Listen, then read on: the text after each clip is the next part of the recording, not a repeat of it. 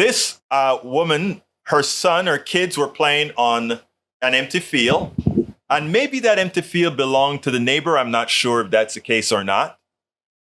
But the neighbor, after calling them a whole lot of racial epithets, told them to leave. The guys picked up, they ran off her land and they took off. But somebody there forgot their iPad or a pad or something.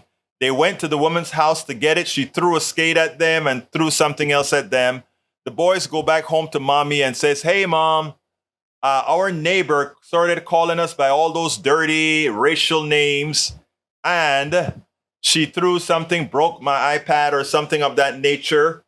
And then the mother goes knock on the woman's door. I guess she was shouting or whatever. The woman harmed her kid. This was a black woman whose kids were in distress from what this white woman did to them. And what do you think happened? I want you to listen to the piece from MSNBC who covered it. I'm glad the way they covered it responsibly. Let's listen to this and then we'll take it on the other side. There are growing calls for the arrest of a woman accused of shooting and killing her neighbor in front of the victim's children. Civil rights attorney Ben Crump, who's representing the family of Ajike Owens, says Owens' children were playing near their home in Ocala when an unidentified white woman began yelling at them to get them off of her property, reportedly calling them racial slurs. When their mom, Owens, later went to speak to that woman, their neighbor, that woman, allegedly shot her through the door, and she later died from her injuries. The neighbor has not been arrested. Our Lindsay Reiser is following this for us. This is so sad. The woman's children were watching when their mom was shot.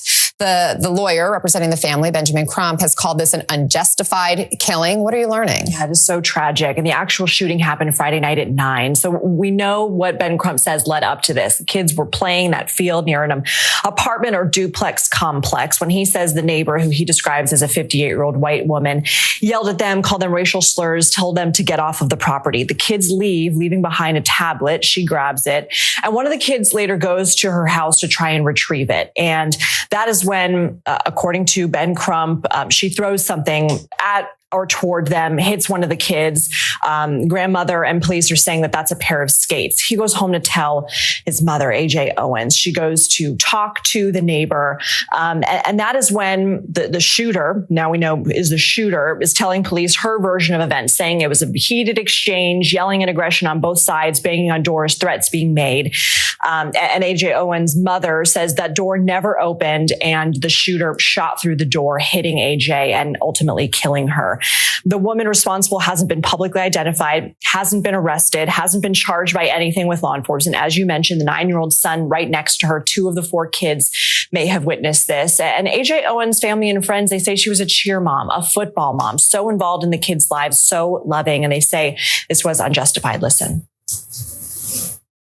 She wanted to know why this happened.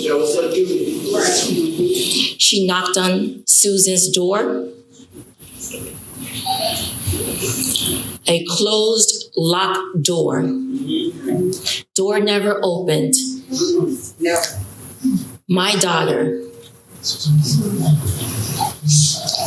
my grandchildren's mother, was shot and killed with her 9-year-old son standing next to her. She had no weapon. She posed no imminent threat to anyone. So police say there was an ongoing threat between Owens and the neighbor, at least 6 to 8 prior incidents. And police are saying if there is any potential element of the stand your ground law in Florida, they cannot immediately make an arrest. They have to investigate. They have to see, they have to determine whether use of deadly force was justified. And I know that they're urging the community to have patience as they continue this investigation. Right, they still need to interview the kids. I mean, the kids. So that's another element. Absolutely. Now, I can't fathom that this woman killed a person. She shot through a door, murdered a person, and no arrest. We just spoke to hear her side of the story. Black woman dead, right? The white woman who demonstrably threw something at these kids, showing that she has the capacity of violence. She also shouted racial epithets at these kids, showing that she's also a racist, which would make one believe that this is tantamount to a hate crime. And then she not only shoots and kills this woman, she does it through a door. Just blow this woman's head off or blow this woman's body with a bullet through a door. Now, when we talk about having the presence of guns all of the times, means that that people who are predisposed to be evil, predisposed to be reactive, predisposed to be violent, a gun is there, they use it. Then you have these crazy laws like stand your ground laws. You have the right to just blow somebody's head off. All these things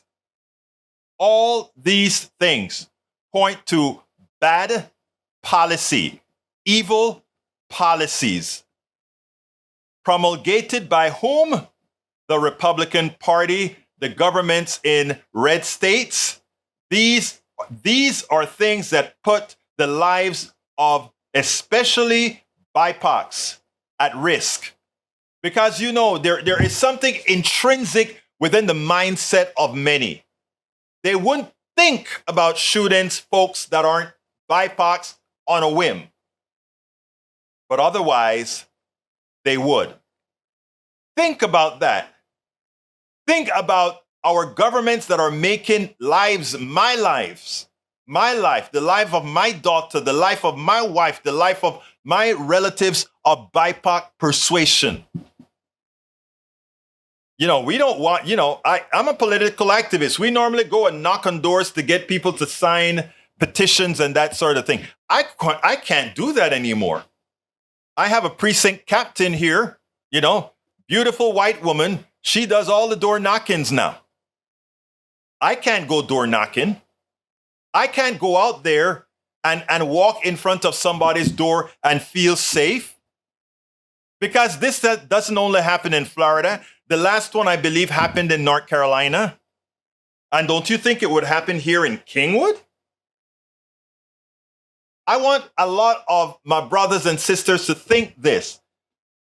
See through my eyes now. You're listening to a BIPOC, a Afro-Latino Caribbean man. See things through my eyes. How do I feel safe as a political activist? As a political activist, how do I feel safe just going up to a neighbor's home? This neighbor may not be a progressive, but I don't know. And I knock on the door. Hi, John.